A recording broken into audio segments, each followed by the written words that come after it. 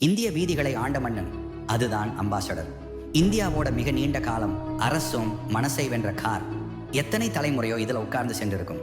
இது ஒரு சாதாரண கார் இல்ல, அது ஒரு அடையாளம். ஒரு இந்திய கார் உருவாக்கம் நடந்தது, அதுதான் அம்பாசடர்.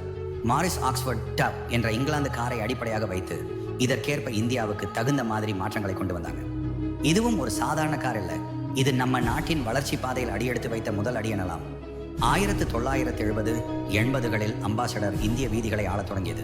அரசியல் தலைவர்கள், மந்திரிகள், அரசு அதிகாரிகள் எல்லோருக்கும் அம்பாசடர் ஒரு அடையாளமாக மாறியது.